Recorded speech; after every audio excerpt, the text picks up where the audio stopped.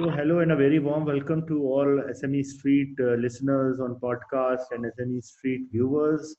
It's very exciting for me today. We have Mr. Sridhar Vembu of Zoho Corporation.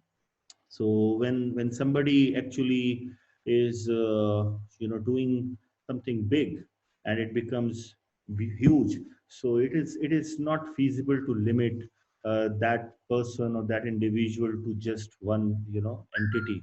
So for me, Mr. Sridhar Vembu is definitely much beyond the kind of work he has produced through Zoho.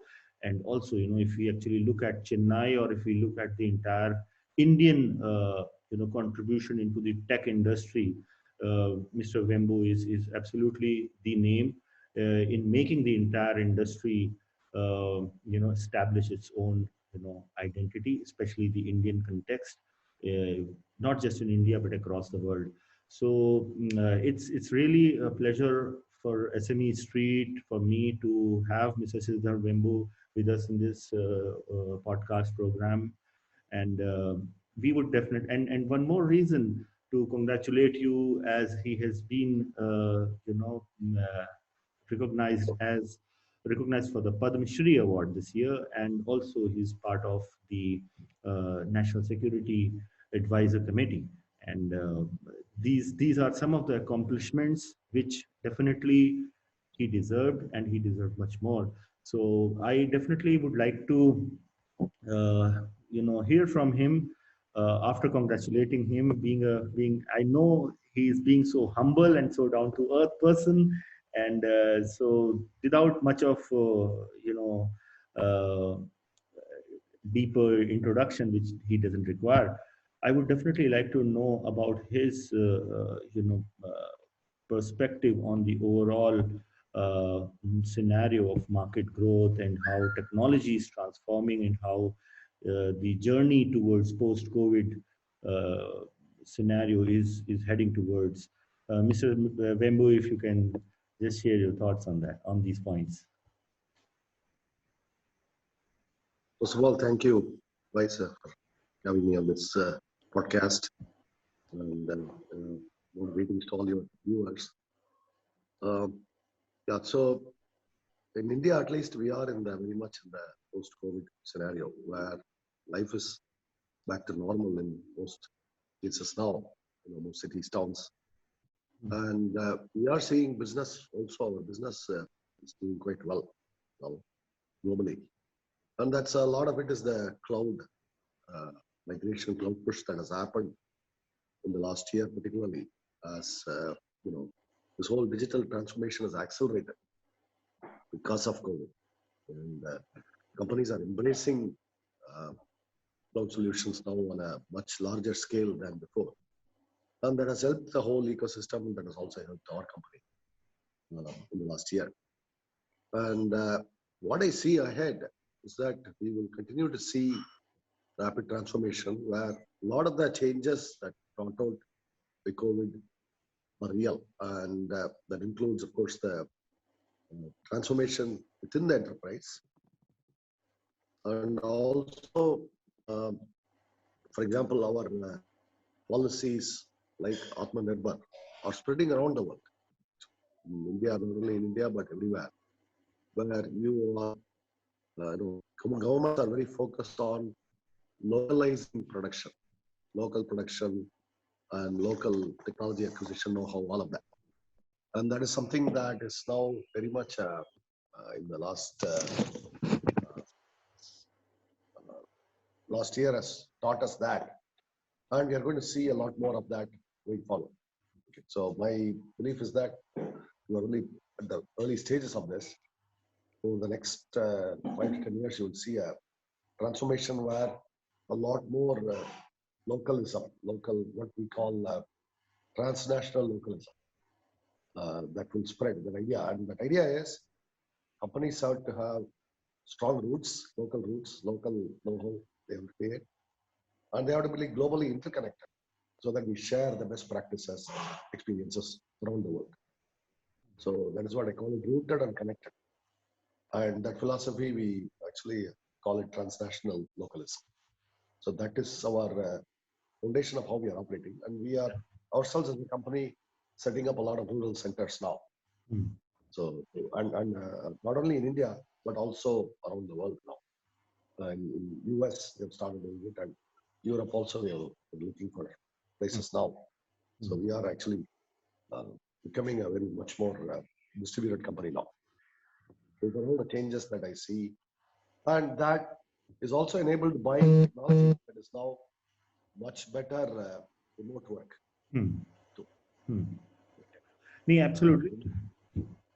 Yeah, so this is exactly, some of the real, achievements and the work that you are doing already. And in terms of the trend, especially with regards to the much needed digital, you can say the digital transformation which we have experienced. There was like two parts of it. One was absolutely a digital transformation which we were heading towards, and the second was how we have been forced to adopt technology with the advent of the lockdown and with the advent of the COVID effect. So how do you look at this forced transformation to a stable and a matured adoption of technology? How do you actually look at these aspects? yeah. So, as we as we said earlier, last year has seen an accelerated adoption of technology, and this trend is set to continue.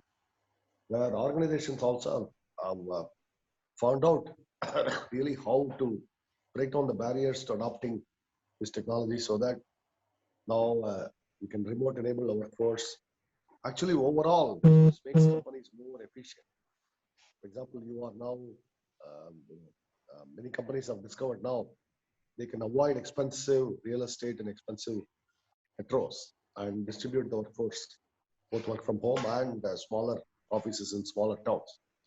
All this is definitely good for society. It's also good for companies' bottom lines because you are not paying the big real estate tax.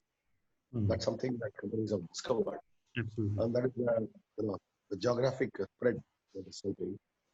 And from a technology point of view, if you look at in the last 1 year, the cloud has come like grown 5 years, I would say. Mm, Now, the pace has accelerated in a lot of tools. I mean, we can see our remote work experiences, all these so easily now we are doing all these calls and all this interaction over the net, over the internet. All this is very much a new development in the last 1 year. It's accelerated, and I expect this to continue. And we are going to see the tools get better.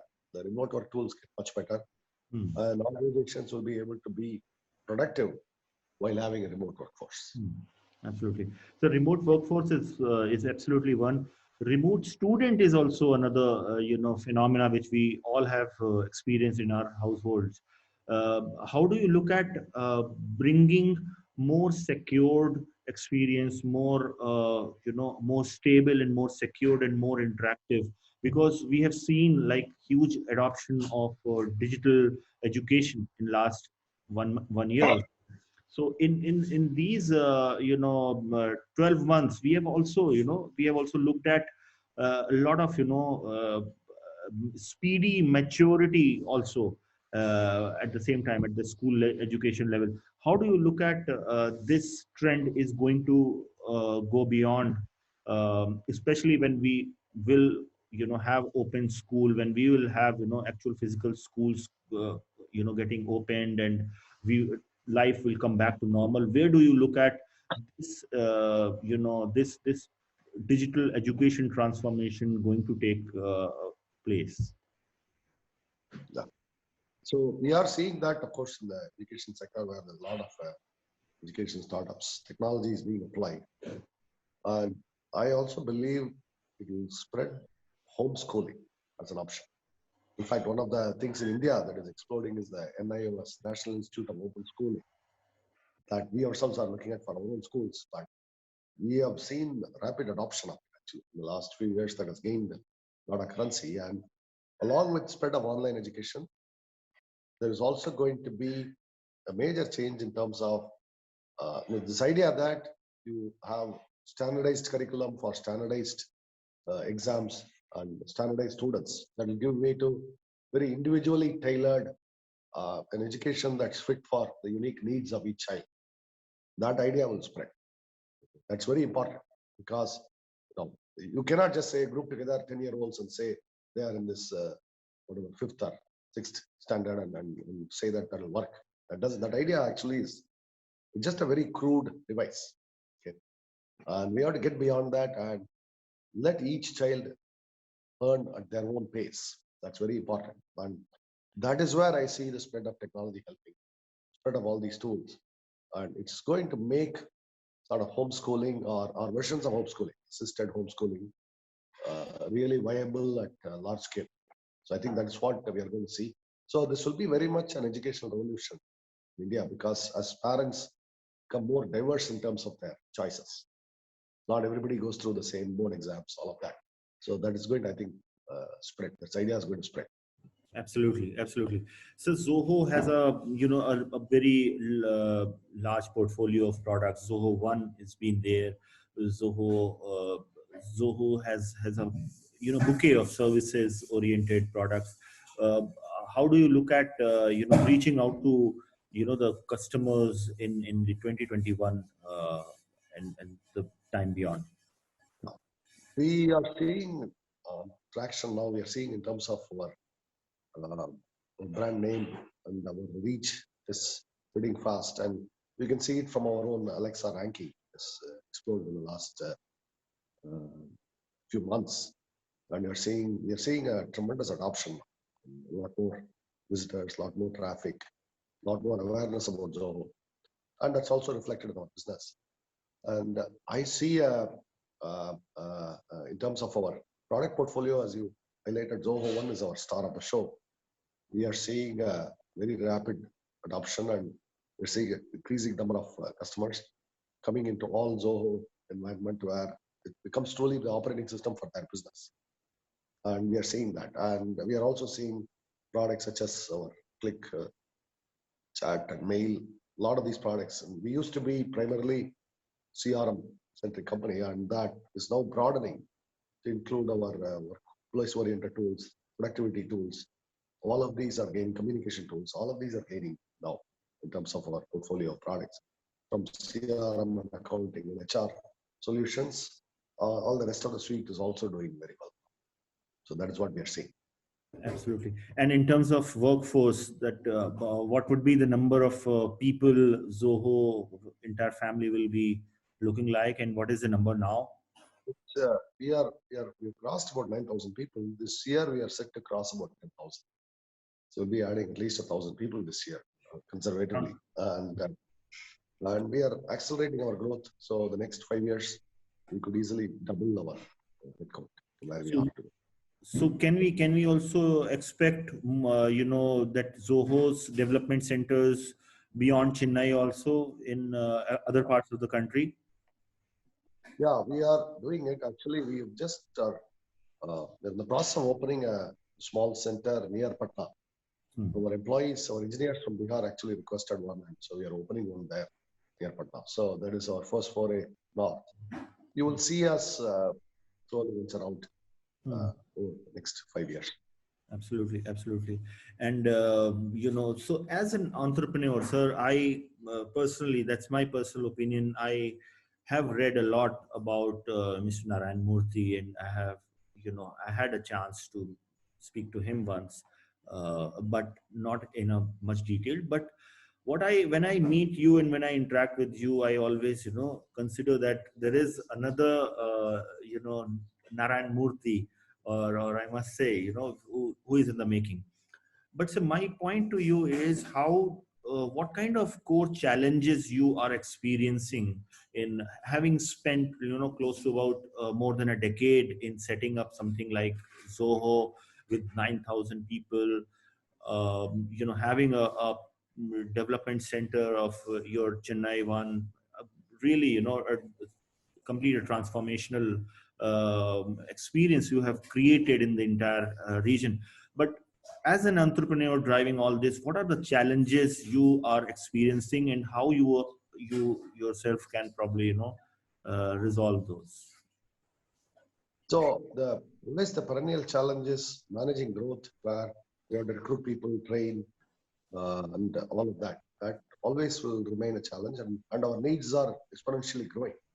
This year we need to add at least 1,000 people. So, and that itself is poses a lot of logistics of recruiting, where the people are located. A lot of those challenges arise, and training, all of that. And broader still, look at our technology stack. We have to definitely keep scaling, keep evolving, keep securing all of that. And those things are also definitely take a lot of work from our people, and we are constantly adding to those, uh, the talent pool we have in this security and scaling data centers. Our data center footprint has grown quite a bit now. We have over 10 data centers around the world. And the next 4 or 5 years, it will double again to maybe over 20 centers around the world. So all these are challenges that we have to staff up people to manage them, all of those challenges. And that is what the challenges we face. And to an extent, the broad cloud ecosystem faces the same kind of challenges.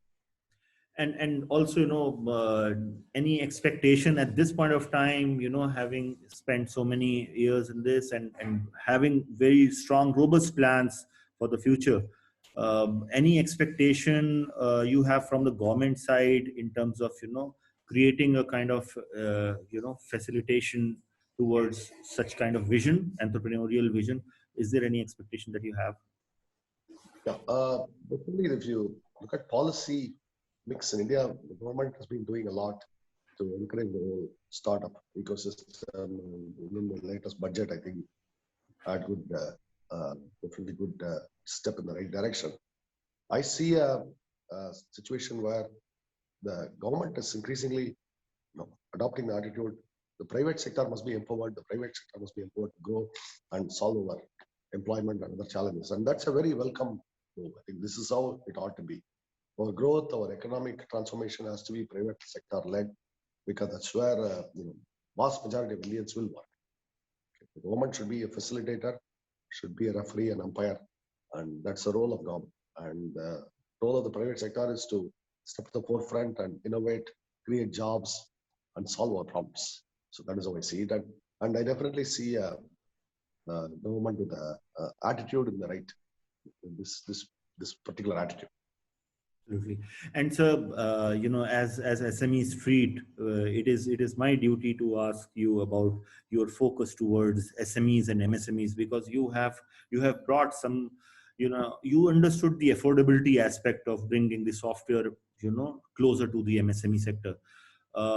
What is your, plan for the MSME sector to actually consider their issues and challenges, especially in the post-COVID, scenario? What would be Zoho's Yeah. offering for them?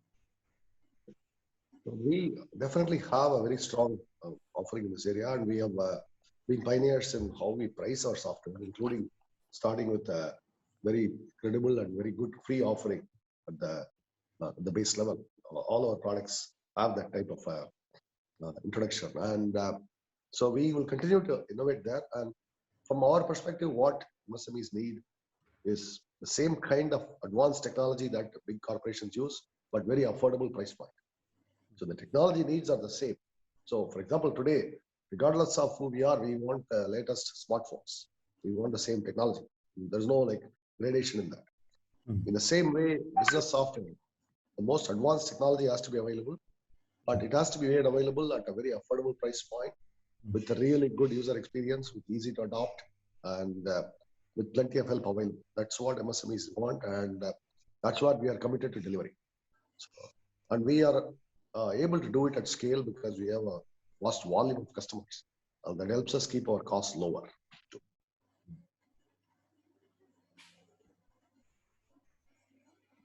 Hello.